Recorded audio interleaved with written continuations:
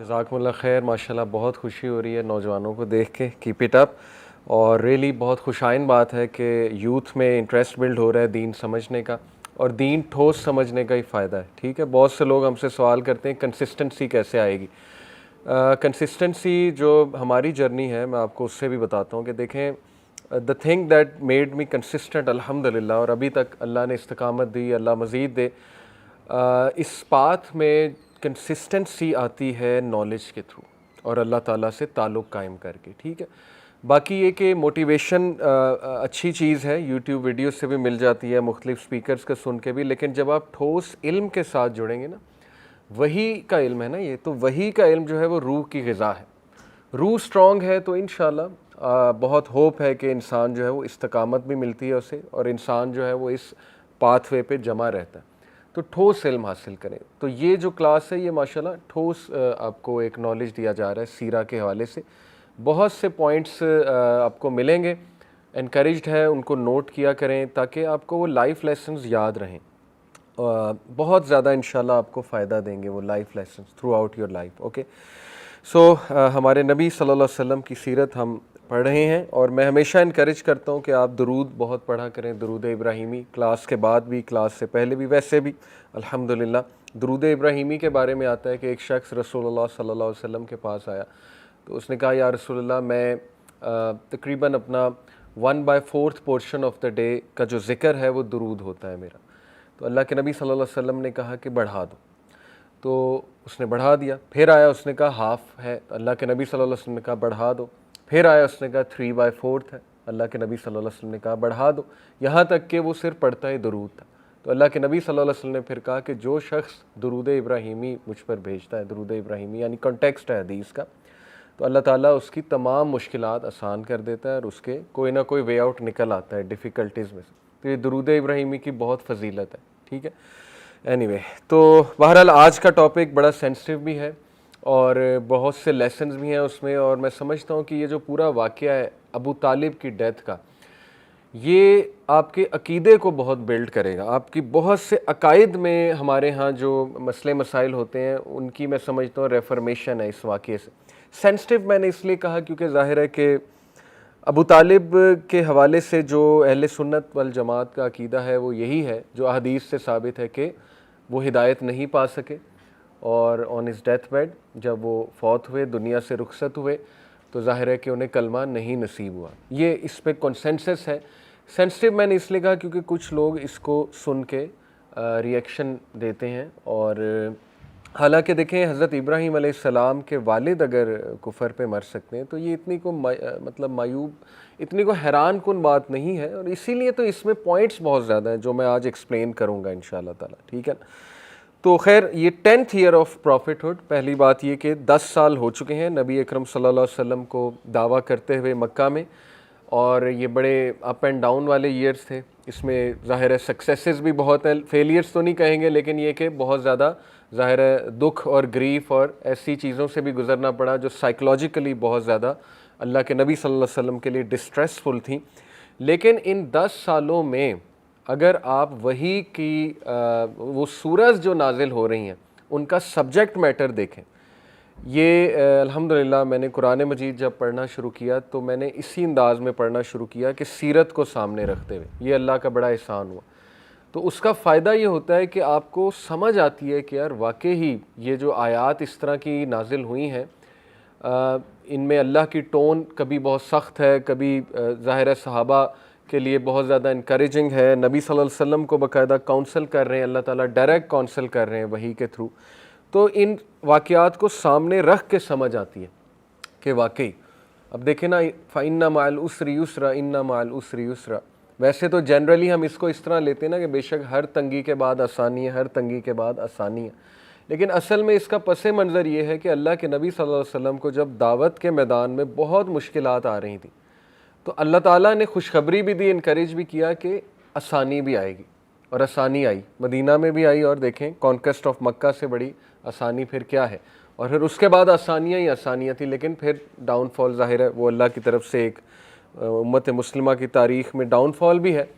تو right context اس سورہ کا یہ کہ جب بھی آپ کوئی کام کرنے نکلتے ہو, خصوصاً اگر وہ حق کا کام ہے, مشکلات آئیں گی، اس کے لیے ریڈی رہو، لیکن یہ کہ انشاءاللہ آسانی بھی آئے گی، ضرور آسانی ہے۔ تو اینی وے یہ 10 سال اس میں جو سورز نازل ہوئی ہیں نا، وہ پرٹیکولرلی 30واں پارہ اس کی سورز ہیں۔ سورہ لقمان آتی ہے اس میں، ٹھیک ہے نا۔ سورہ لقمان میں دیکھیں، اگر آپ اس کی تھیم پڑھیں تو کریکٹر بلڈنگ اس کی تھیم ہے۔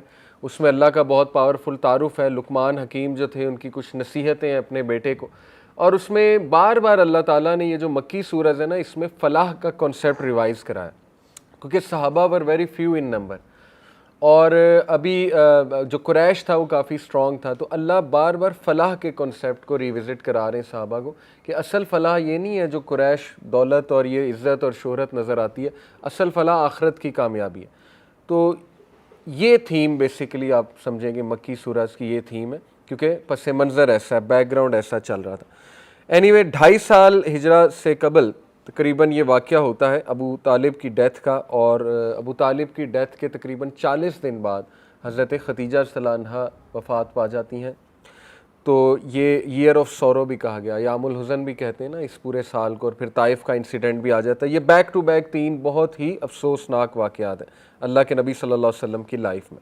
فرسٹ ہم ڈسکس کرتے ہیں جی کہ ابو طالب کی جو ڈیتھ ہے، 5 to 6 weeks آفٹر بنو ہاشم کیم بیک، شیب ابی طالب کے بعد تقریباً 5-6 ہفتے کے بعد ابو طالب بیمار ہو جاتے ہیں، اور منتھ آف شوال ہے یہ، شوال کے مہینے میں۔ بہت سی نریشنز اس میں ہیں، اور بخاری کی نریشن ایک میں آپ کو سناتا ہوں، صحیح بخاری کی، کہ ابو طالب جب اپنے ڈیتھ بیڈ پہ تھے تو اللہ کے نبی صلی اللہ علیہ وسلم وہاں موجود تھے۔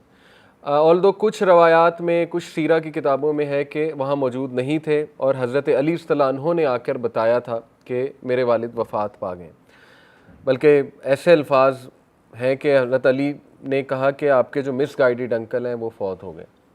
تو خیر، لیکن یہ کہ ہمارے لیے زیادہ جو اوتھینٹک واقعہ ہے وہ یہی ہے صحیح البخاری کا، کہ اللہ کے نبی صلی اللہ علیہ وسلم وہاں موجود تھے، اور اللہ کے نبی صلی اللہ علیہ وسلم انہیں ارج کر رہے تھے کہ کلمہ پڑھ لیں۔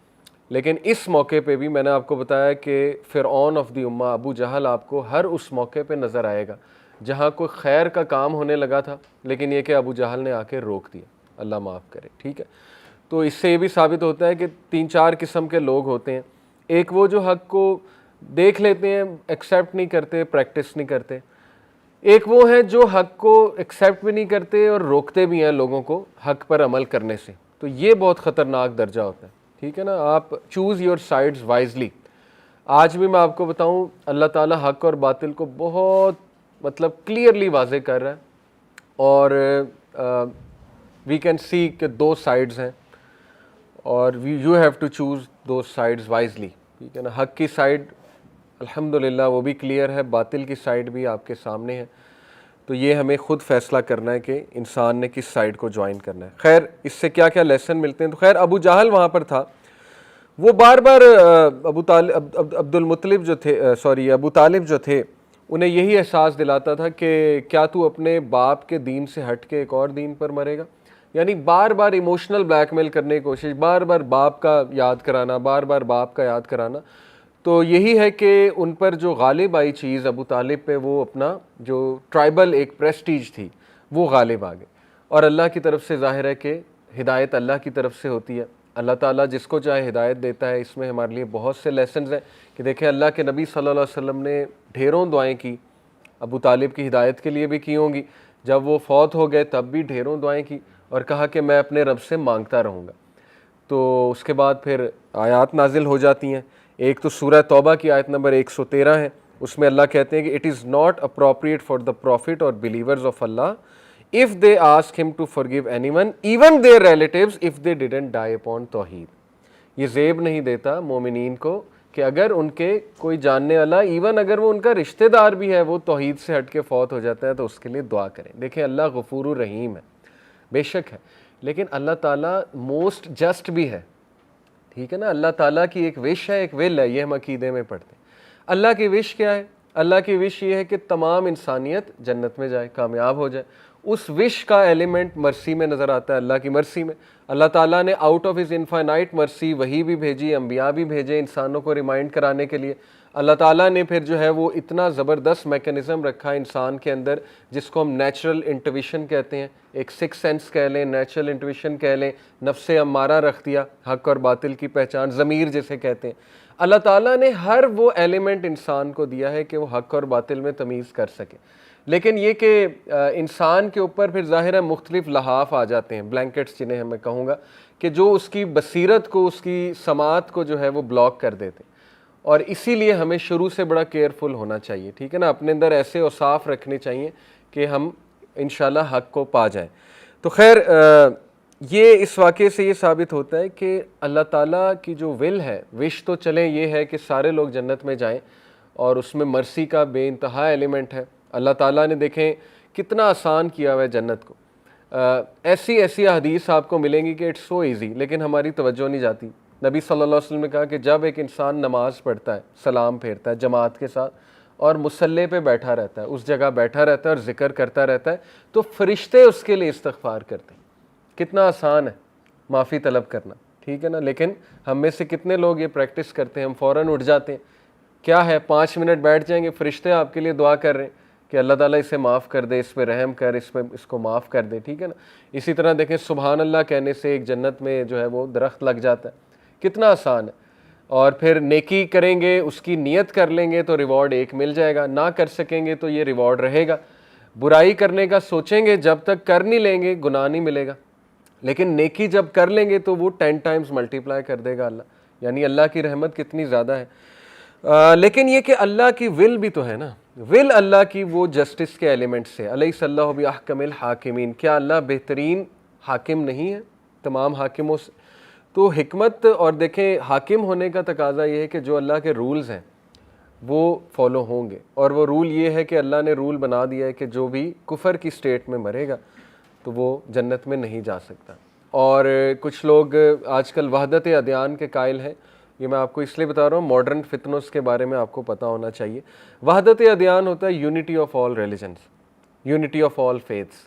دیکھیں مسلمان میوچول کو ایگزسٹنس کا تو قائل ہے، کو ایگزسٹنس سے مراد ہے سارے مل جل کے رہیں اور اس میں کوئی ممانعت نہیں ہے، محبت بانٹیں آپس میں۔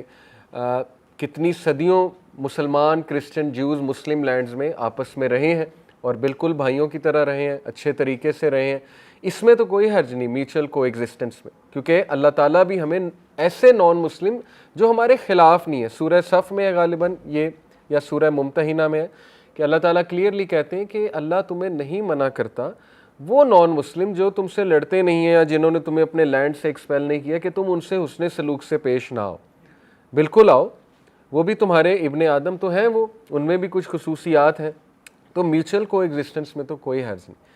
لیکن اگر آپ یہ کہیں کہ اب ہم میوچلی کو ایگزسٹ کر کے ہولی منائیں، ہم ان کے کرسمس پہ پہنچ کے کیک کاٹنے لگ جائیں، ٹھیک ہے نا، انہیں مبارکباد پیش کریں، تو یہ بات پھر جو ہے سمجھ سے باہر ہے۔ مطلب مسلمان ہی ایسا کرتا ہے اور مسلمان ہی ہمیشہ اپولوجیٹک ہو کے اس طرح کی بات کرتے ہیں، ادروائز آپ نے دیکھا ہے کہ یو ول نیور سی کہ گوروں نے الگ سے عید کے موقع پہ کوئی اپنی عید منائی ہو مسلمانوں کی، ٹھیک ہے وہ چلے جاتے ہیں مبارکباد دے دیتے ہیں، لیکن یہ کہ یہ مسلمان ہی ہے جو اس طرح کی باتیں کرتا ہے کہ ہمیں آگے بڑھ کے ان کے فیسٹیولز میں شریک ہونا چاہیے۔ دیکھیں there are lots of other ways to win their hearts, ان کے دل ہی آپ نے جیتنے، اس کے اور بہت طریقے ہیں، آپ ان کے ساتھ حسن سلوک سے پیش آئیں، ان کے ساتھ جسٹس کے ساتھ چلیں، آپ ان کے ساتھ بہت زیادہ شفقت کریں، انہیں گفٹس دیں، ٹھیک ہے نا، اس میں کوئی حرج نہیں ہے، لیکن آپ نے صرف اسی دن ہی شفقت کرنی جس دن ان کا فیسٹیول ہے، صرف دنیا کو دکھانے کے لیے، تو یہ بات مناسب نہیں ہے۔ وحدت ادیان کا فتنہ بالی ووڈ بھی ظاہر ہے، قوالیوں میں بھی ہے، مسجد مندر یہ مے خانے، کوئی یہ مانے کوئی وہ مانے، سب تیرے ہیں جانا کاشانے، کوئی یہ مانے کوئی وہ مانے، تو سب ہیں جب عاشق تمہارے نام کے، کیوں ہیں جھگڑے پھر رحیم و رام کے، یہ بہت مشہور قوالی ہے نصرت فتح علی کی، تم ایک گورکھ دندہ ہو، سنی ہے آپ لوگوں نے؟ میں نے دور جہالت میں سنی، تو یہ وحدت ادیان ہے، ٹھیک ہے نا۔ دیکھیں رحیم اور رام ایک نہیں ہے، اللہ تعالیٰ کے ساتھ آپ کسی نعوذ باللہ باطل خدا کو سامنے کھڑا کر رہے ہیں، ایسا نہیں ہے کہ ایز لانگ ایز تم جس مرضی کو ورشپ کرو ٹھیک ہے، جیو اور جینے دو والی پالیسی اگر یہ ہوتی تو نبی صلی اللہ علیہ وسلم نے پتھر کھائے، جنگ بدر ہوئی، اور مطلب اینڈ تک ہمارے نبی صلی اللہ علیہ وسلم جو ہے انہوں نے نہیں کوئی کمپرومائز کیا کہ نہیں ایسا نہیں ہو سکتا. ابو جہل نے کہا تھا کہ ہم ہو جاتے ہیں مسلمان لیکن یہ کہ غربا نہیں ہوں گے ہماری اس میں صف میں, یہ بلال اور یہ ایسے لوگ نہیں ہوں گے خباب, ان کو پرے کرو. تو نہیں, کوئی کمپرومائز نہیں, اسلام میں پورے کے پورے داخل ہونا ہے تو موسٹ ویلکم. اسی طرح ایک ڈیل کی تھی کہ صبح مسلمان ہوں گے, شام کو یا ایک دن تمہاری نماز پڑھ لیں گے, ایک دن بتوں کی پوجا کر لیں گے. نہیں, اس پہ بھی نہیں. تو آج کل ایکٹرز کے ایسے کافی بیان آ رہے ہیں جس سے ہمارے نوجوان تھوڑے انفلوئنس ہو جاتے ہیں. ایسے ایکٹر جو مسلمان ہیں بالی ووڈ فلم انڈسٹری میں, اللہ انہیں بھی ہدایت دے, تو ظاہر ہے کہ وہ کہتے ہیں کہ اٹ ڈزنٹ میٹر, جیزس کو ورشپ کرو, آئیڈل کو ورشپ کرو, نماز پڑھو, آپ خدا کوئی کر رہے ہیں. تو ایسا نہیں ہے.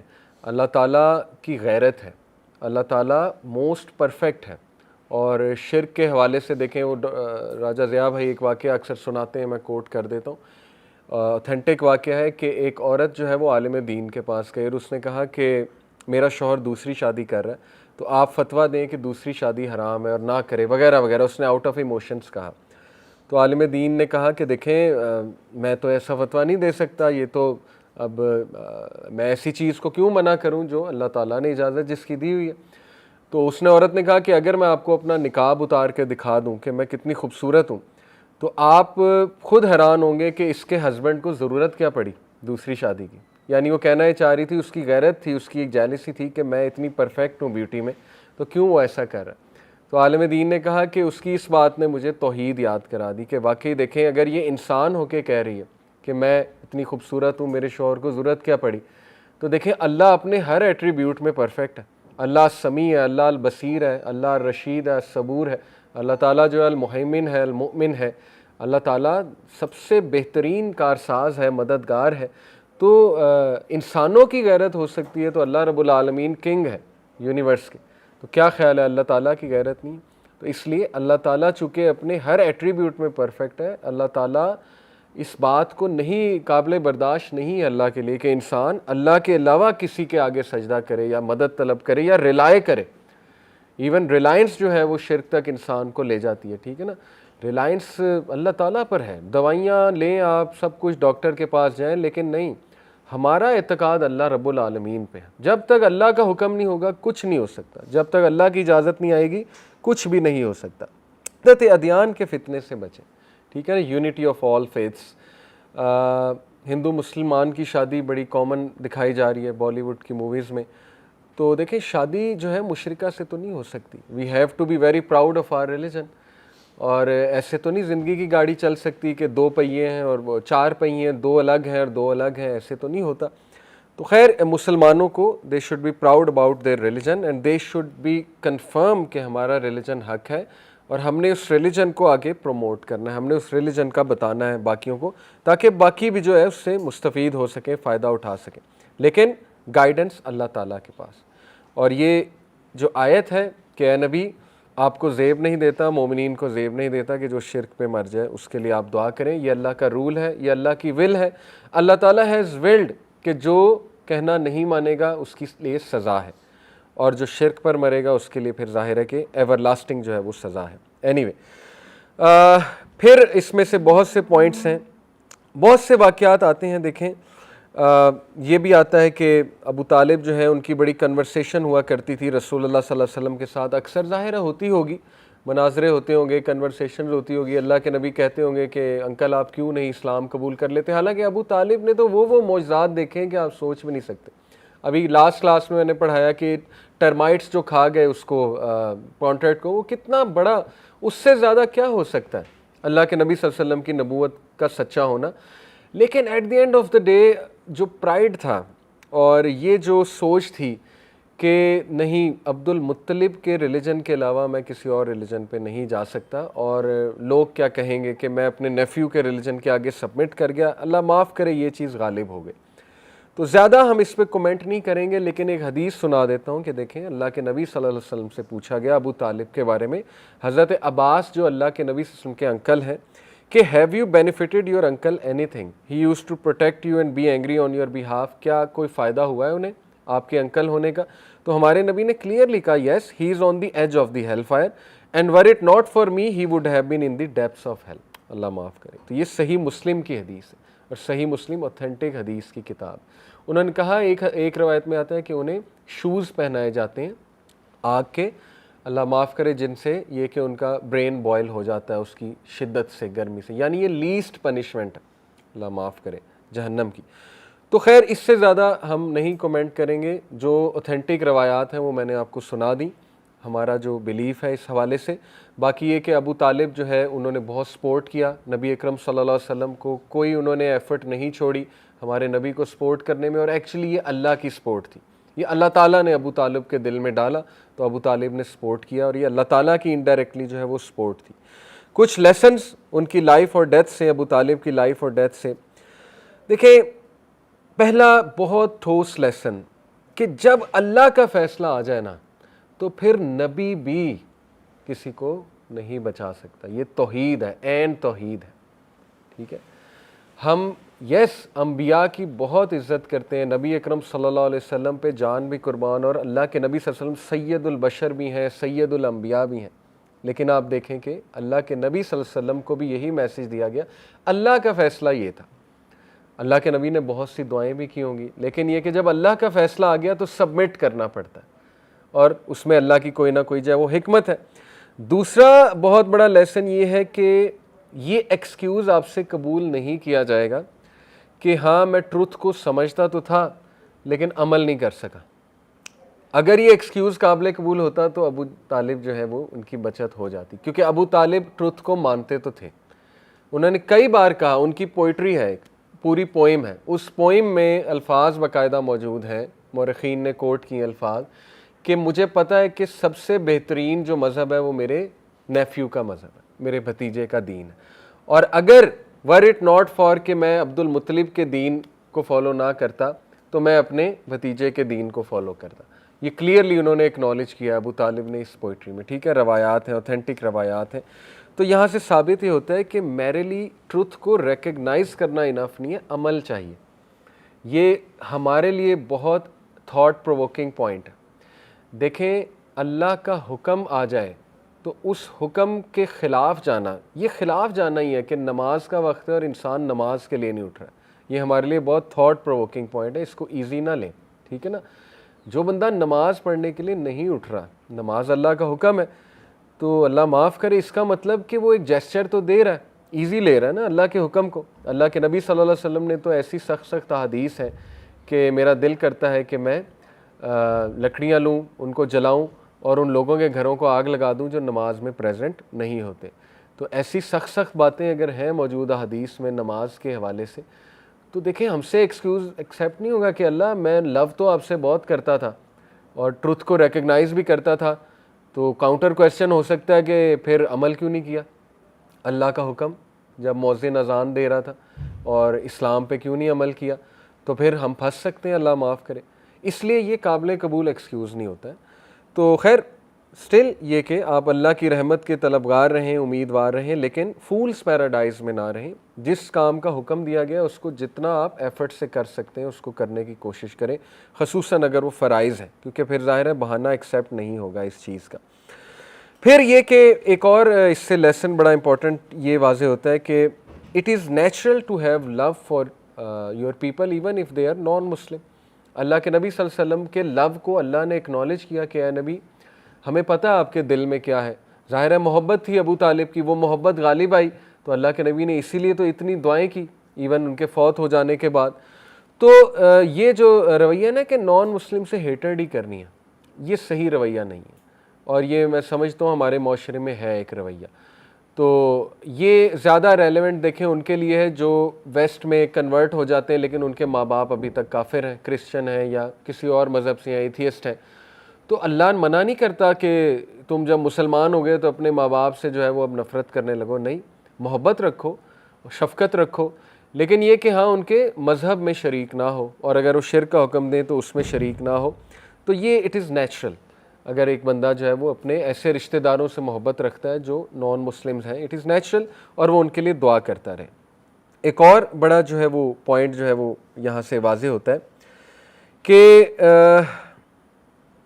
جی ایمان کا جو ہے وہ پوائنٹ ہے, بلیف ان اللہ. یہ میں نے آپ کو بتا دیا کہ ایمان کے ساتھ عمل کا تقاضا بھی ہے، یہ پوائنٹ ہم آلریڈی ڈسکس کر چکے ہیں، ٹھیک ہے نا. عمل کا تقاضا جو ہے یہ بہت امپورٹنٹ ہے. وتواصوا بالحق یہ ہے نا کہ والعصر ان الانسان لفی خسر الا الذین آمنوا وعملوا الصالحات. جب بھی ایمان کا مینشن ہوا ہے تو عمل الصالحات کا بھی مینشن ہوا ہے، ٹھیک ہے. تو عمل صالح بہت ضروری ہے. بڑا important point, the danger of hanging around evil company.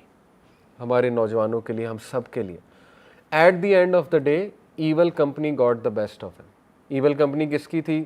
وہ جو چیفس وہاں پہ کھڑے ہوئے تھے، ابو جہل کھڑا ہوا تھا، ٹھیک ہے نا، اور باقی یہ جو چیفس ہیں وہ سارے کھڑے ہوئے تھے، عتبہ اور باقی لوگ. تو please beware of such company جو آپ کو ٹروتھ سے ہٹانے کی کوشش کرے، اور اس کا اچھا خاصا امپیکٹ ہوتا ہے اس کمپنی کا. انسان آنا چاہتا ہے حق کی طرف، لیکن اس کمپنی کے ہاتھوں بار بار مجبور ہو کے نہیں آ رہا ہوتا فار واٹ ایور ریزن. تو روکا نہ کریں لوگوں کو. ہمارے پاس بہت سے کاؤنسلنگ کیسز آتے ہیں کہ خواتین کو دین کی سمجھ آ گئی، وہ پردہ کرنی چاہتی ہیں لیکن ان کا ہسبینڈ روک رہا ہے، وہ کہہ رہا ہے نہیں، اور بلا وجہ روک رہا ہے، حالانکہ اس کو تو سپورٹ کرنا چاہیے. کس لیے روک رہا ہے؟ اس سوسائٹی کا پریشر غالب آ گیا. ہمارے سامنے مثالیں موجود ہیں نا کہ نہیں لوگ کیا کہیں گے، تم پردہ کرو گی تو ریجڈ ہو جاؤ گی بہت زیادہ، میرے دوستوں سے ملنا جلنا چھوڑ دو گی، مکس گیدرنگز میں نہیں جاؤ گی، تو وہ بڑا انسیکیور ہو جاتا ہے. On the other hand same goes for, اگر وہ مرد کو ہدایت مل جاتی اس کے سارے گھر والے اس کے خلاف ہو جاتے ہیں، سپورٹ ہی نہیں کرتے. تو اگین یہ بڑا افسوسناک المیہ ہے کہ مسلم سوسائٹی میں ایسے ہوتا ہے کہ ہم خود ہی اپنے لوگوں کو سنت پہ عمل کرنے سے جو ہے وہ روکتے ہیں اور تانے بھی دیتے ہیں. لیکن خیر آن دی ادر ہینڈ اس کا اجر بھی بہت ہے اگر ہم صبر کریں گے. تو خیر beware of evil company. Walid bin Mughira, Abu Jahl, Utbah وہاں موجود تھے، انہوں نے کنونس کر لیا انہیں کہ نہیں تو اپنے باپ کے علاوہ کسی دین پہ جو ہے وہ فوت ہوگا. پھر اس میں ایک فقہ بینیفٹ بیان کیا جاتا ہے، فقہ کے حوالے سے، شریعت کے حوالے سے ایک بینیفٹ بیان کیا جاتا ہے. وہ بینیفٹ یہ ہے کہ اگر کوئی نان مسلم فوت ہو جاتا ہے تو آپ اس کے فیونرل میں اس نیت سے جا سکتے ہیں کہ میں ایک تو اس کے گھر والوں کو ذرا کام کروں. ظاہر ہے یہ وتواصوا بالحق وتواصوا بالصبر کی کیٹیگری میں آتا ہے، لیکن یہ کہ ان کی ریلیجس سرمنیز میں شامل نہ ہو، بٹ افسوس کرنے چلے جائیں اور دعویٰ کرنے ذرا چلے جائیں، ان کی توجہ اس طرف دلائیں. تو یہ پوائنٹ اخذ ہوتا ہے کیونکہ اللہ کے نبی صلی اللہ علیہ وسلم جو ہے انہوں نے ظاہر ہے پھر فیونرل پراپر بریل تک کروایا ابو طالب کا. تو اگین پوائنٹ ری آئٹریٹ کروں گا کہ فیونرل میں اس طرح سے تو چلے جائیں اس نیت سے کہ وہاں جا کے افسوس کریں، اور لیکن دعویٰ دیں، کوشش کریں ان کو کہ ان کا دل نرم ہو ان لوگوں کا. لیکن اس نیت سے جانا کہ میں ان کے ریلیجس سرمنیز میں شامل ہوں گا، یہ غلط ہے، ٹھیک ہے، اس سے منع فرمایا گیا. آگے پھر نبی اکرم صلی اللہ علیہ وسلم کی فیملی کی تھوڑی سی ڈیٹیل میں آپ کو بتاتا چلوں. اللہ کے نبی صلی اللہ علیہ وسلم کے 10 انکل تھے، ٹھیک ہے، 11 brothers including his father of course. تو ان 11 میں سے 7 جو ہیں وہ نبوت سے پہلے فوت ہو گئے، پیچھے بچے 4. وہ 4 کون تھے؟ ابو لہب، ابو طالب، عباس اور حمزہ. اب کتنا آئرونک ہے کہ وہ 2 انکل جو ہدایت نہیں پا سکے، ابو لہب اور ابو طالب. ابو طالب کا دوسرا نام عبد مناف بھی تھا. اب یہ جو مناف اور عزا ہیں یہ آئیڈلز کے نام ہیں. ابو لہب کا نام آپ کو پتہ نا عبد العزا تھا. ابو لہب کا اصل نام جو ہے وہ عبد العزا تھا، یعنی عزا کا بندہ. عزا جو ہے یہ آئیڈل ہے ان کا، اور مناف بھی ان کا آئیڈل تھا. تو عبد مناف جو ہے وہ ابو طالب کا نام تھا، اور عبد العزا جو ہے وہ ابو لہب کا نام تھا. تو دونوں کے نام جو ہے وہ آئیڈلز پہ تھے. اور باقی 2 جو انکلز ہیں ان کا نام حمزہ اور عباس ہے، اور حمزہ اور عباس کا مطلب آ جا کے لائن ہوتا ہے، ٹھیک ہے نا. حمزہ جو ہے اس کی کونوٹیشن اسٹرینتھ کے ساتھ ہے، عباس کے نام کی کونوٹیشن جو ہے وہ بریوری کے ساتھ ہے. تو دیکھیں دین اگین یہ میں بتا دوں کہ ابو لہب کا نام ابو لہب اس لیے پڑھا کیونکہ ابو لہب واز این ایکسٹریملی ہینڈسم مین، بڑے ریڈ چیکس تھے ان کے، ٹھیک ہے نا. تو ابو لہب کا مطلب ہوتا ہے fire coming from his cheeks, یعنی نور، فائر کہہ لیں یا روشنی کہہ لیں، کیونکہ بہت ہینڈسم شخص تھا ابو لہب جو ہے. تو یہ بھی بڑا آئرونک ہے کہ جو 2 انکلز کو ہدایت نہیں مل سکی ان کے نام بت پہ تھے. تو باقی جو 2 انکلز ہیں ان کے نام جو ہے وہ حمزہ اور عباس تھے. خیر پرافٹ صلی اللہ علیہ وسلم کی جو خالہ یہ تھیں پھپھیاں تھیں، ان کے حوالے سے آتا ہے کہ 6 آنٹس تھیں پرافٹ صلی اللہ علیہ وسلم کی. ان کے حوالے سے ہم صرف ایک کو جانتے ہیں، صفیہ بنت عبد المطلب، جو کہ حضرت حمزہ کی بہن تھی، اور وہی اسلام انہوں نے قبول کیا تھا، حضرت صفیہ نے، یہ حمزہ رضی اللہ عنہ کی بہن تھی۔ دوسری ایک آنٹ کے بارے میں ہمیں آتا ہے عاتقہ۔ عاتقہ جو ہے یہ بھی پھوپھی تھی اللہ کے نبی صلی اللہ علیہ وسلم کی، لیکن یہ کہ ان کے بارے میں آتا ہے کہ اسلام کا سنا انہوں نے لیکن قبول غالباً نہیں کیا۔ عاتقہ جو ہے یہ وہی ہے کہ جنہیں بیٹل آف بدر کے موقع پہ ایک ڈریم بھی آتا ہے، اور اس ڈریم میں یہ دیکھتی ہیں کہ قریش مکہ جو ہے اس کو مار دیا گیا ہے۔ تو انہوں نے وارن بھی کیا تھا حضرت عباس کو اس ٹائم پہ کہ قریش مکہ پہ بہت بڑی آفت آنے والی ہے، لیکن یہ کہ قریش مکہ نے بات نہیں مانی۔ تو یہ حضرت محمد صلی اللہ علیہ وسلم کی پھوپھیوں کا ذکر آتا ہے۔ عاتقہ اور صفیہ رضی اللہ عنہا جو ہیں ان کا سب سے زیادہ آتا ہے، باقیوں کا ہمیں نہیں پتہ۔ باقیوں نے موسٹ پرابلی اسلام قبول نہیں کیا، صرف حضرت صفیہ نے اسلام جو ہے وہ قبول کیا۔ خیر، تو یہ واقعے سے بہت سی چیزیں ثابت ہوتی ہیں۔ ایک تو یہ کہ ٹھوس توحید، دیکھیں ہمیں توحید کی طرف لوگوں کو بلانا چاہیے۔ لوگوں کے عقیدے سب سے پہلے انبیاء توحید کی طرف بلاتے تھے۔ توحید از ویری امپورٹنٹ، توحید از ویری ڈیئر ٹو اللہ تعالیٰ، ٹھیک ہے، اللہ تعالیٰ اس کے حوالے سے غیرت کھاتا ہے۔ دوسری بات یہ کہ ہم کسی کو ہدایت نہیں دے سکتے جب تک اللہ کا حکم نہ آئے۔ آپ کا پرپز آف دعویٰ از ٹو پلیز اللہ، بس دیٹس اٹ۔ اللہ تعالیٰ کی خوشنودی حاصل کرنی ہے، اس کے لیے دعویٰ ہونا چاہیے، باقی اللہ تعالیٰ جس کو ہدایت دے یہ اللہ تعالیٰ پر ہے۔ اس کے بعد حضرت خدیجہ رضی اللہ عنہا کا واقعہ بہت دردناک۔ اللہ کے نبی صلی اللہ علیہ وسلم کے بارے میں آتا ہے کہ پروفٹ صلی اللہ علیہ وسلم did not smile for months, جب حضرت خدیجہ رضی اللہ عنہا کی وفات ہوتی ہے، یعنی دا موسٹ اسمائلنگ فیس۔ ابن جاز ایک صحابیوں کہتے ہیں کہ دا موسٹ اسمائلنگ فیس جو میں نے دیکھا ہے وہ ہمارے نبی کا تھا صلی اللہ علیہ وسلم کا، لیکن یہ کہ اللہ کے نبی صلی اللہ علیہ وسلم کی مسکراہٹ چلی گئی، یعنی he was a human being, اور نیچرل تھا ان کے لیے، یہ غم بہت زیادہ تھا ہمارے نبی صلی اللہ علیہ وسلم کے لیے، اور یہ 40 دن بعد ہوا، لیس دین 40 days، یعنی ایک غم کے بعد دوسرا غم آ گیا۔ ایک میں آپ کو فلسفی بتاؤں، قرآن مجید میں سورہ آل عمران میں ہے غالباً، بہرحال اس کا کنٹیکسٹ یہ ہے اس ورس کا کہ اللہ تعالیٰ کہتے ہیں کہ ہم نے مومنین پہ ایک غم کے بعد دوسرا غم بھیجا تاکہ وہ کام ڈاؤن ہو جائے۔ اب یہ بہت عجیب بات ہے کہ ایک غم کے بعد دوسرا غم آیا تو کام ڈاؤن کیسے ہو جاتا ہے بندہ؟ آپ نے کئی لوگوں کو یہ کہتے سنا ہوگا، میں نے کئی بار سنا ہے لوگوں کو کاؤنسلنگز میں یہ الفاظ کہتے ہوئے کہ میں اس غم سے گزر رہا تھا، گزر رہی تھی کہ اچانک میرے سامنے یہ غم آیا تو میں پچھلا غم بھول گئی اور میری توجہ اس کی طرف آ گئی۔ تو یہ بھی اللہ کے طریقے ہوتے ہیں انسان کو ذرا ویک اپ کال دینے کے لیے، ٹھیک کرنے کے لیے، کہ انسان پچھلا غم بھول جاتا ہے، اور پھر ظاہر ہے کہ غم آفٹر غم انسان پھر یہ ہے کہ ذرا سٹرونگ بھی بن جاتا ہے۔ تو اللہ تعالیٰ اپنے بندوں کی ٹریننگ کرنا خوب جانتا ہے، لیکن ہمیشہ آسانی کا سوال کریں۔ اللہ کے نبی صلی اللہ علیہ وسلم نے کہا کہ کسی نے اگر بیسٹ دعا کبھی کی ہے تو وہ آسانی کی دعا کی ہے، یہ باقاعدہ حدیث کے الفاظ ہیں، اور اللہ کے نبی صلی اللہ علیہ وسلم بھی آسانی پسند ہے، ٹھیک ہے، تو آسانی کی دعا کیا کریں۔ اینی وے، تو 40 دن بھی نہیں ابھی گزرے تھے کہ اللہ کے نبی صلی اللہ علیہ وسلم کو یہ خبر ملی۔ اللہ کے نبی صلی اللہ علیہ وسلم نے خود ان کو بری کیا، خود اپنے ہاتھوں سے اپنی بیلوڈ وائف کو جو ہے قبر میں اتارا، اور اللہ کے نبی صلی اللہ علیہ وسلم بہت غم کی شدت میں تھے، بلکہ روایات میں آتا ہے کہ جب بھی حضرت خدیجہ سے ریلیٹڈ کوئی بھی ان کی بہن کہہ لیں، ان کی دوست کہہ لیں، اللہ کے نبی صلی اللہ علیہ وسلم کے سامنے آتی تھی تو ہمارے نبی کے چہرے کا رنگ بدل جاتا تھا۔ کیوں؟ کیونکہ وہ سارا غم اور وہ چیز واپس آ جاتی تھی، اتنی محبت تھی۔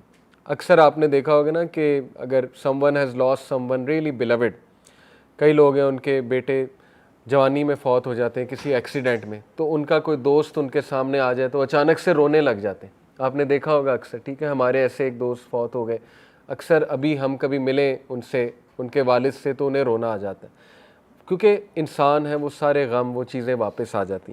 تو روایات میں آتا ہے، حضرت عائشہ بیان کرتی ہیں کہ ایک بار ان کی سسٹر حالہ نے وزٹ کیا مدینہ میں، تو اللہ کے نبی صلی اللہ علیہ وسلم ایک دم جو ہے وہ کھڑے ہو گئے اور ان کے چہرے کا رنگ بدل گیا، کیونکہ ظاہر ہے انہیں حضرت خدیجہ کی یاد آ گئی۔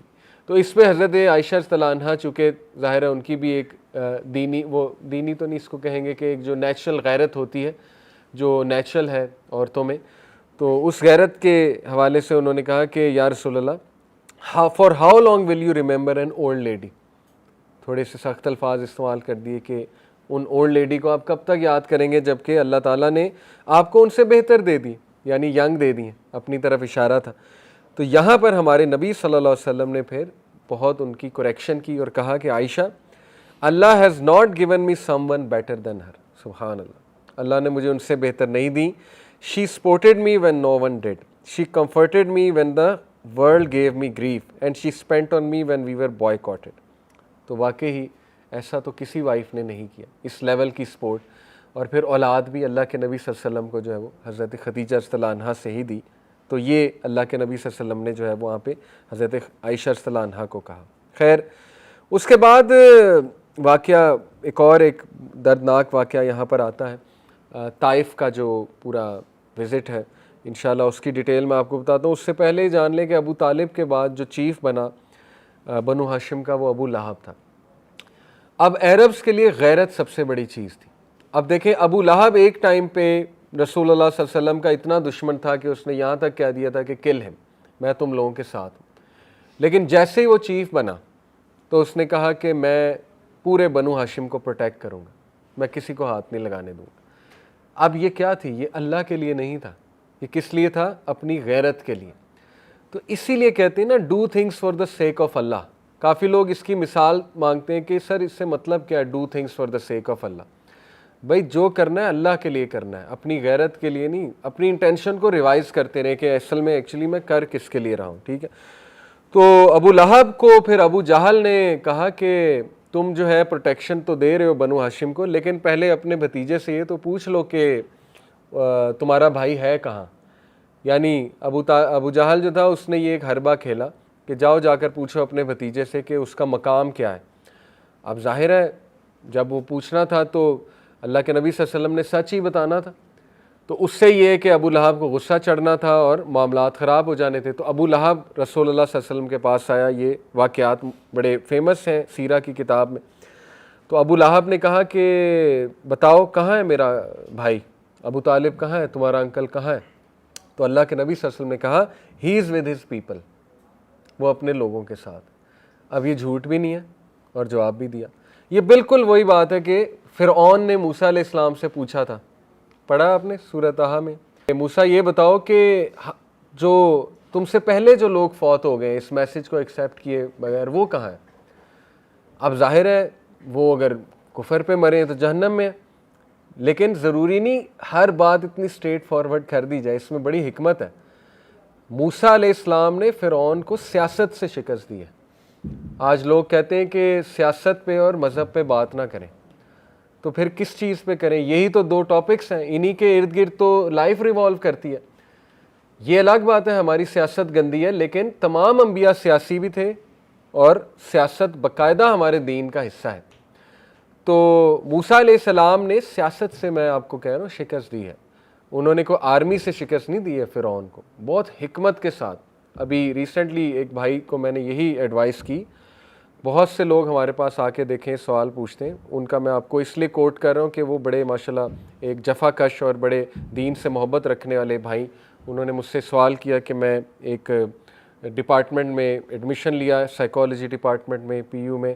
تو وہاں پہ یہ کہ ظاہر ہے لبرل مائنڈ سیٹ کے لوگ ہیں بہت زیادہ, تو وہ ایسی باتیں کرتے ہیں کہ دکھ ہوتا ہے, جو کہ نیچرل ہے. ظاہر ہے آپ کا خون بھی جوش مارتا ہوگا, ایسی باتیں ہوتی ہوں گی کلاس میں. تو میں نے انہیں یہی نصیحت کی کہ دیکھو, when you tick this admission, تو آپ کو پتہ ہونا چاہیے کہ آپ کہاں جا رہے ہو. موسیٰ علیہ السلام جب فرعون کے دربار میں جا رہے ہیں تو انہیں پتہ ہے میں کس کے گڑھ میں جا رہا ہوں.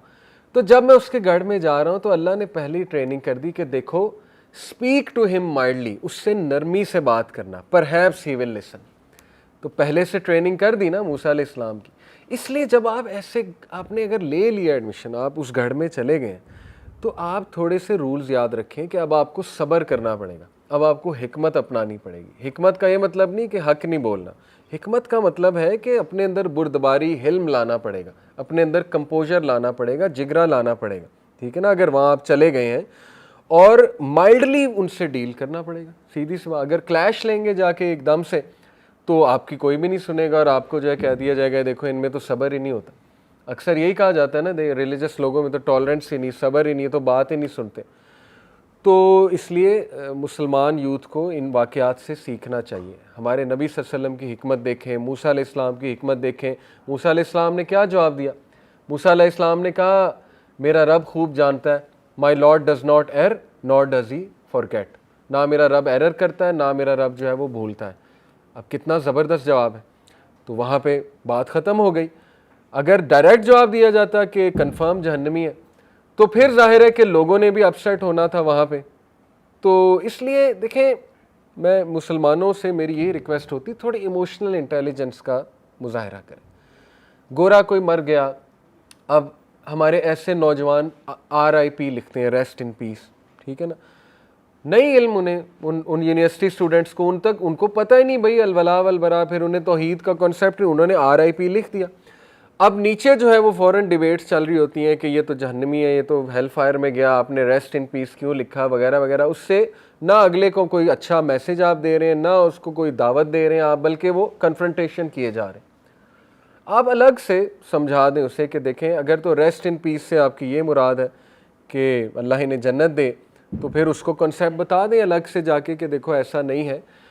لیکن بلا وجہ اوپن کنفرنٹیشن لینا میں صحیح میرا پرسنل ویو ہے, اس سے معاملات بگڑنے کے زیادہ چانسز ہوتے ہیں, ٹھیک ہے نا. حکمت میرے نزدیک یہ حکمت کے اگینسٹ ہے. آپ انہیں بتائیں ضرور کہ دیکھیں نان مسلمز ٹھیک ہے آپ کی ان کے ساتھ ایک ایفیلیشن تھی, لیکن یہ کہ اگر وہ مسلمان نہیں فوت ہوئے تو ہم ایسے الفاظ نہیں ہمیں کہنے چاہیے. باقی یہ کہ ان کو ان کی جزا دنیا میں مل گئی, اگر انہوں نے کوئی اچھا کام کیا تھا تو اللہ نے انہیں فیم بھی دے دی, اچھے الفاظ بھی دے دیے دنیا میں, لیکن یہ کہ آخرت جو ہے وہ صرف اس کے لیے ہے جو اللہ تعالیٰ پر بلیف لاتا ہے. ذرا اچھے انداز میں اسے بتا دیا جائے بجائے کہ کنفرنٹیشن والے سٹائل میں بتایا جائے. تو خیر یہاں سے واضح ہوتا ہے کہ حکمت اپنانی چاہیے الفاظ میں بھی.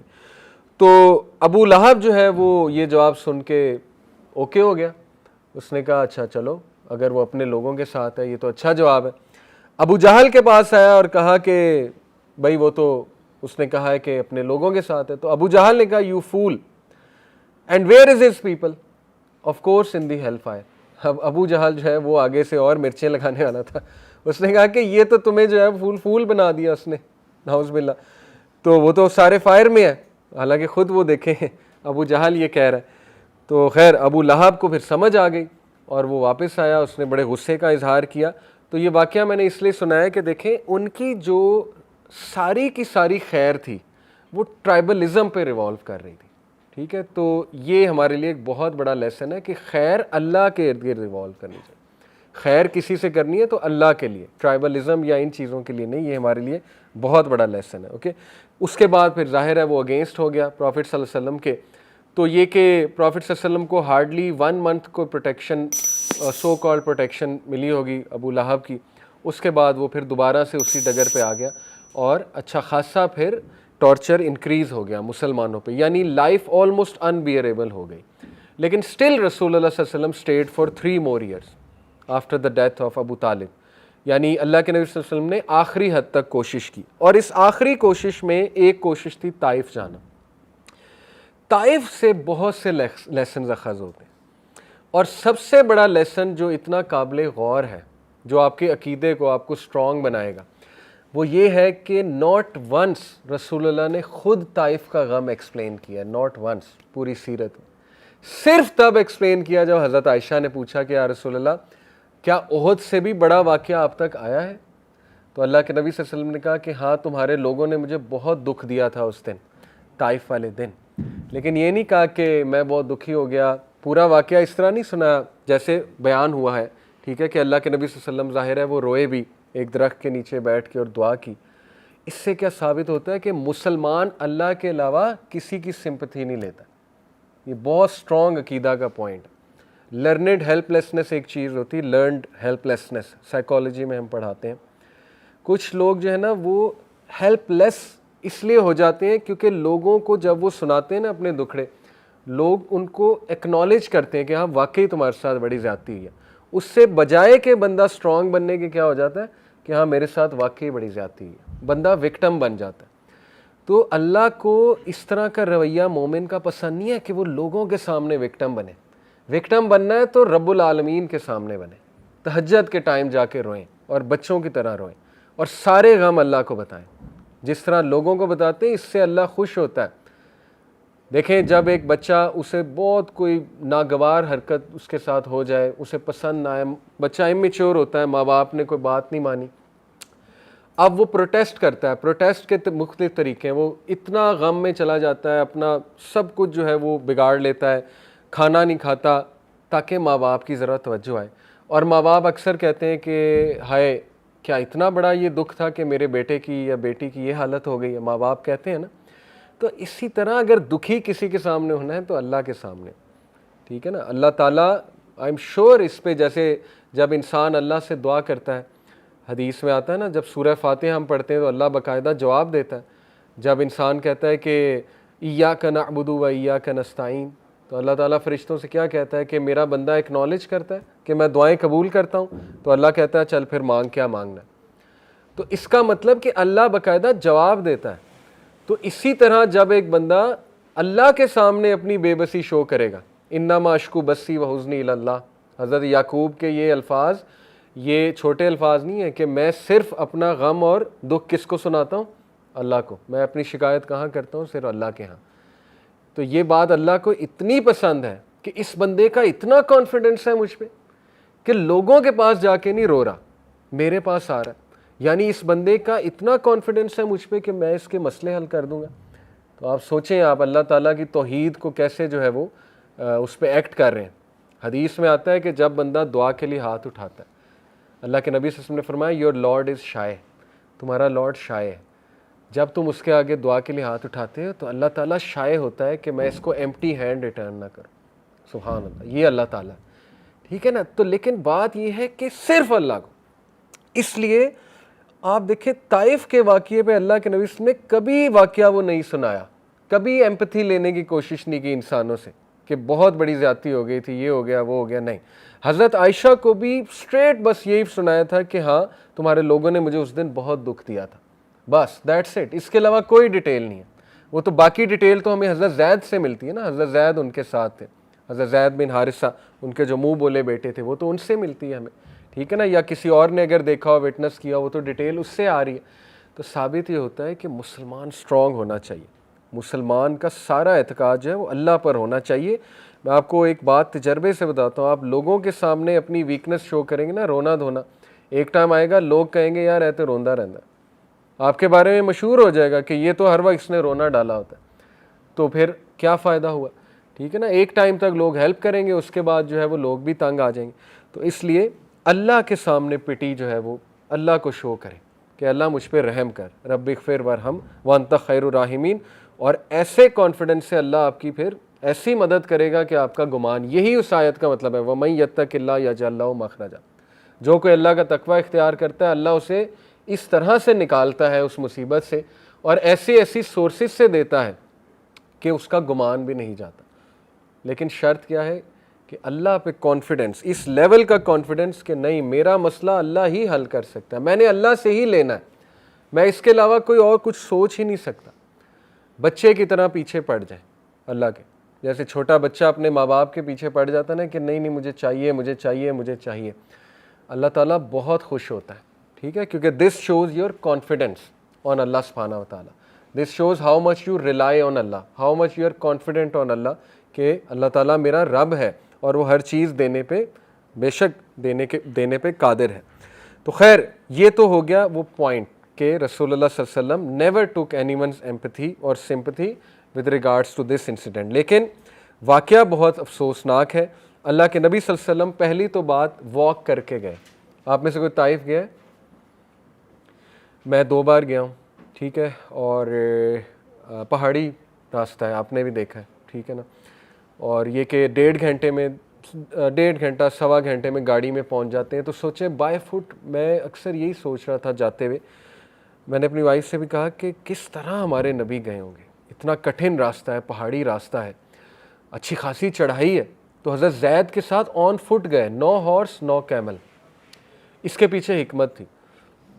یہاں سے ثابت ہوتا ہے کہ ایون دو اللہ کے نبی صلی اللہ علیہ وسلم کا اعتقاد بہت اسٹرانگ تھا، لیکن ہی ٹرائیڈ ہز لیول بیسٹ جتنا کیئرفل ہو سکتے تھے لائف میں.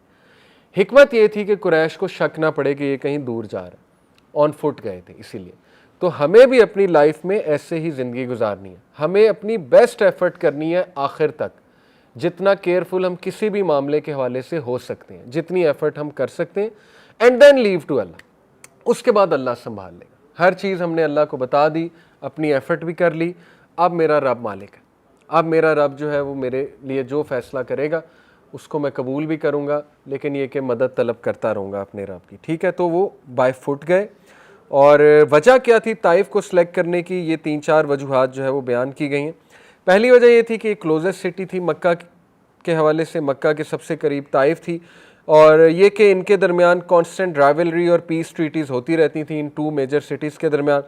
دوسری وجہ یہ تھی کہ مکہ کے لوگ طائف کے لوگوں کو بہت اچھے سے فیملی بائی فیملی جانتے تھے, یہاں تک کہ روایات میں آتا ہے کہ ایک جو چیف تھا طائف کا, اس کی شادی جو ہے وہ نبی اکرم صلی اللہ علیہ وسلم کی ایک آنٹ کے ساتھ ہوئی تھی, ڈسٹنٹ آنٹ کے ساتھ, یعنی ایک رشتہ داری بھی تھی اللہ کے نبی صلی اللہ علیہ وسلم کی طائف کے علاقے میں جو چیف تھا اس کے حوالے سے.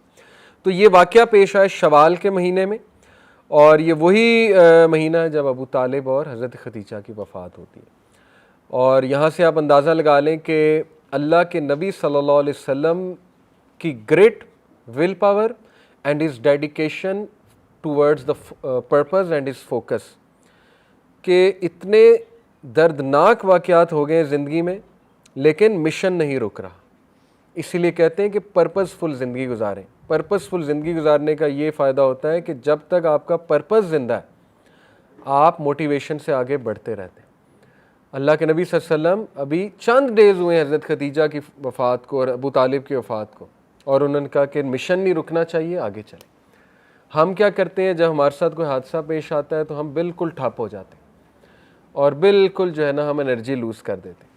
آلدو یہ بہت مشکل ہے, آئی ٹوٹلی انڈرسٹینڈ انرجی کے ساتھ چلنا, لیکن اللہ سے انرجی مانگیں کہ اللہ مجھے کھڑا کر, مجھے ہمت دے. تو چھوٹی چھوٹی باتوں پہ ہمت نہیں ہارنی چاہیے. ٹھیک ہے, یہ میں یوتھ کو کہتا ہوں اکثر کہ اپنے ذرا اسٹرانگ بنے, پرزیورنس لائیں اپنے اندر, ذرا بریو بنے. ہم چھوٹے چھوٹے واقعات پہ ٹھپ ہو جاتے ہیں, رزلٹ اچھا نہیں آیا اس پہ ٹھپ ہو گئے, نوکری کہیں لگوانا چاہتے تھے وہاں نہیں لگی اس پہ ٹھپ ہو گئے, کو پسند تھا وہاں شادی نہیں ہو سکی اس پہ ٹھپ ہو گئے. ٹھیک ہے نا, ایسے واقعات پہ ہم ٹھپ ہوتے ہیں. تو ذرا اسٹرانگ بننا چاہیے انسان کو اور اپنے مشن کی طرف جو ہے وہ چلتے جانا چاہیے اور اللہ سے سکت حاصل کرنی چاہیے. تو روایات میں یہ آتا ہے کہ اللہ کے نبی صلی اللہ علیہ وسلم جو ہیں انہوں نے یہ جو 3 چیفز تھے, Taif was being governed by 3 chiefs, 3 chief تھے یہ طائف کو رول کرتے تھے. تو ان تینوں چیف جو ہیں انہوں نے انتہائی سارکیسٹک اور ڈس رسپیکٹفل آنسرز کیے رسول اللہ صلی اللہ علیہ وسلم. آپ سوچیں ہمارے نبی کو ایسے آنسر دیے جا رہے ہیں, اللہ اکبر. وہ آنسرز کیا تھے؟ اللہ کے نبی صلی اللہ علیہ وسلم نے ان کو اسلام کی طرف بلایا. پہلے نے کہا if Allah had sent you I might as well tear down the curtains of the Kaaba, کہ اگر اللہ نے تجھے بھیجا ہے تو میں تو کعبہ کے کرٹن ہی پھاڑ دوں, یعنی نعوذ باللہ اتنی ڈس رسپیکٹ.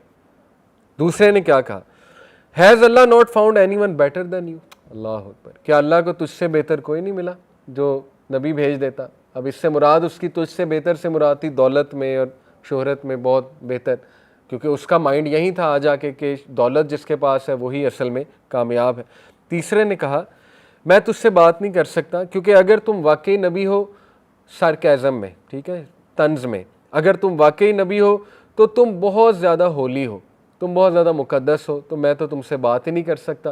اور اگر تم نبی نہیں ہو تو پھر تم میرے ڈگنیٹی سے بہت بلو ہو کہ میں تم سے بات بھی کروں. اللہ اکبر. دیکھیں ہمارے نبی نے کتنے سخت الفاظ برداشت کیے ہوئے دین کے راستے میں. اس لیے اگر آپ کے گھر والے آپ کو کوئی سخت الفاظ کہہ جاتے ہیں, والد, والدہ, کوئی چچا, کوئی بھی, نو پرابلم, ریوارڈ ہے انشاءاللہ اس کا. دین کے راستے میں کوئی بھی چیز آپ کو مشکل آئے گی وہ اللہ تعالیٰ آپ کو جزا دے گا اس کے حوالے سے. ٹھیک ہے, تو اللہ کے نبی صلی اللہ علیہ وسلم نے ان کو سنا, اتنے سخت الفاظ سن لیے فار دا سیک آف اللہ. پھر اللہ کے نبی صلی اللہ علیہ وسلم نے ان سے یہ کہا okay I will leave but please don't tell the Quraysh I came. ہمارے نبی صلی اللہ علیہ وسلم نے ان سے کہا کہ آپ قریش کو نہ بتائیے گا میں یہاں آیا, کیونکہ ظاہر ہے اس سے معاملات بگڑ سکتے. تو اس پہ انہوں نے ایگری کیا تینوں نے کہ ٹھیک ہے ہم قریش کو نہیں بتائیں گے.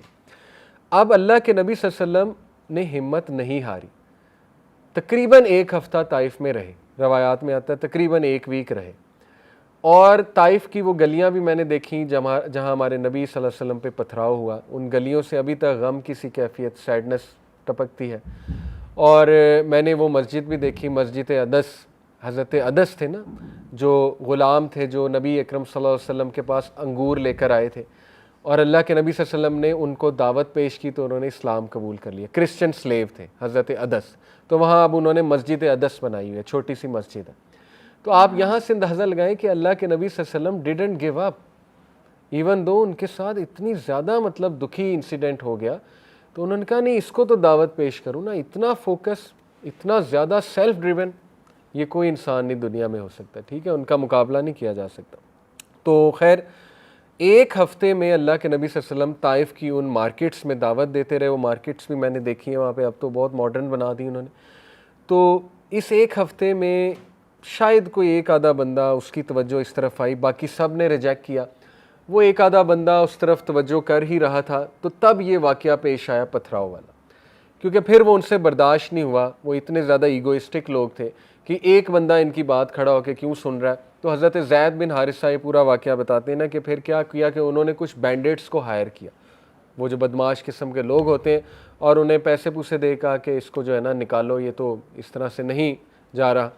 تو پھر ان خبیث لوگوں نے، بدقسمت لوگوں نے کیا کیا کہ ہمارے نبی صلی اللہ علیہ وسلم کو پتھر مارے، اور ہمارے نبی صلی اللہ علیہ وسلم فیٹ تک لہو لہان ہو گئے، اور بچے جو ہے وہ پیچھے لگائے ہمارے نبی صلی اللہ علیہ وسلم کے، جو ہمارے نبی کو ڈیروگیٹری ریمارکس دے رہے تھے بچے۔ تو بہت ہی سٹیٹ آف شاک میں ہمارے نبی صلی اللہ علیہ وسلم جو ہے وہ ایک جگہ سے دوسری جگہ گئے، بلکہ میں آپ کو روایت سنا بھی دیتا ہوں کہ ہمارے نبی صلی اللہ علیہ وسلم نے باقاعدہ خود بتایا کہ I didn't know where I was until I reached قرن الثعلب، یہ وہاں پہ کوئی جگہ ہے۔ تو اللہ کے نبی نے کہا کہ مطلب اتنا سٹیٹ آف شاک تھا، خود تو نہیں بیان کیا لیکن واضح ہو رہا ہے کہ ایک بندہ جب شوق میں ہوتا ہے نا، تو آپ کو پتہ ہے اکثر لوگوں کو جب ٹراما ہوتا ہے تو انہیں پتہ ہی نہیں لگتا وہ کہاں بیٹھے ہوئے یا وہ کہاں جا رہے ہیں۔ تو اللہ کے نبی صلی اللہ علیہ وسلم نے خود بیان کیا کہ میں ایک جگہ سے دوسری جگہ چلا گیا اور مجھے پتہ بھی نہیں لگا، کیونکہ یہ ایکسپیکٹ ہی نہیں کیا تھا۔ کئی بار ایسی چیزیں ہو جاتی ہیں کہ بندہ ایکسپیکٹ بھی نہیں کر سکتا، ہمارے نبی نے خود کہا کہ میں نے ایکسپیکٹ نہیں کیا تھا۔ اللہ تعالیٰ نے ظاہر ہے ہمارے نبی کا سٹیٹس بھی بلند کرنا تھا، اور اس میں ہمارے لیے بھی بہت سے لیسنز ہیں۔ تو بعد میں دیکھیں وہ فرشتوں نے کہا بھی کہ اس کو کچل دیتے ہیں ہم، حضرت جبرائیل کے لیے کیا مشکل ہے، ایک پر ماریں پوری بستی الٹ جاتی ہے، لیکن ہمارے نبی کی بصیرت کہ نہیں، یہاں سے اچھے لوگ آئیں گے۔ اور یہ اصل میں یہ جگرا ہے، یہ کریج ہے کہ اس مومنٹ پہ وہ پازیٹیو رہنا، اس مومنٹ پہ جب پیک پر آپ پہ غم آیا ہوا ہے، یہی لیڈرشپ ہوتی ہے۔ لیڈر جو ہے نا وہ اپنے جذبات کو حاوی نہیں ہونے دیتا، وہ ہمیشہ وائز ڈیسیجنز لیتا ہے، اور ایسا ہی ہوا۔ طائف کے علاقے سے بہت سے ائمہ اکرام آئے، اور حضرت ابن عباس بھی اپنے زندگی کے آخری مرحلے میں طائف میں سیٹل ہوئے، وہاں مسجد ابن عباس بھی ہے، اور ان کا جو ہے وہ قبر بھی وہیں پر ہے، ابن عباس رضی اللہ عنہ کی، مفسر قرآن ہے ابن عباس رضی اللہ عنہ۔ تو دیکھیں کتنا فائدہ ہوا، ہمارے نبی صلی اللہ علیہ وسلم نے اپنی پرسنل ریونج کے لیے نہیں کیا، انہوں نے کہا کہ نہیں، اللہ تعالیٰ یہاں سے ضرور لوگ ایسے اٹھائے گا۔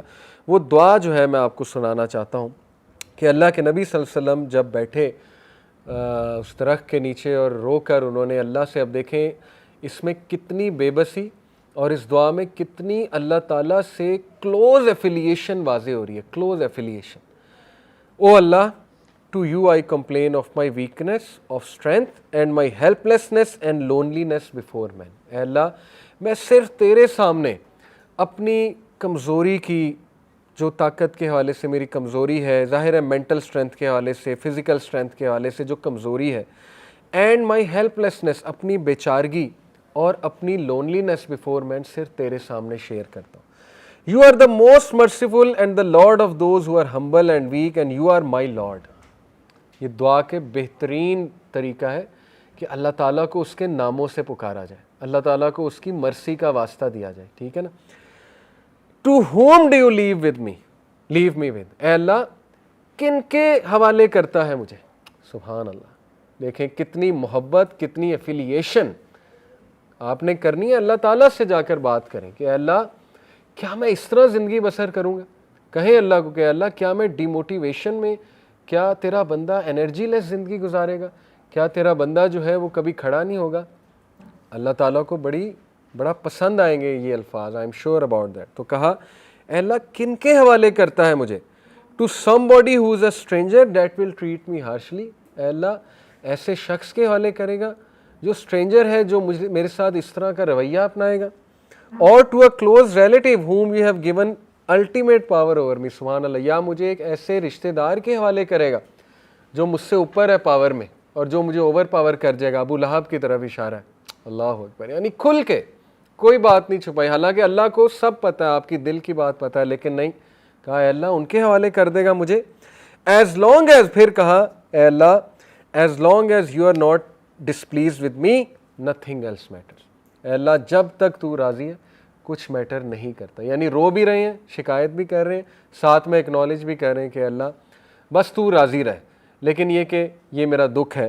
اور پھر کہا except for the fact that your protection from tribulation, your ease and comfort is more easy for me. لیکن اے اللہ اگر تو مجھے پروٹیکٹ کرے گا, اگر تیری طرف سے ہیلپ آ جائے گی اور تو میرے لیے آسانی پیدا کرے گا تو یہ میرے لیے زیادہ بلیوڈ ہے, یہ میرے لیے زیادہ ایزی ہے. اپنا وہ دعا بھی بتا دی, ٹھیک ہے نا, آسانی مانگی ایٹ دی اینڈ.